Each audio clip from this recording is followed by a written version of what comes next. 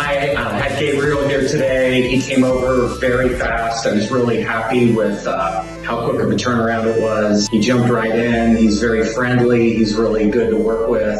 So I had a really good experience with Gabriel today.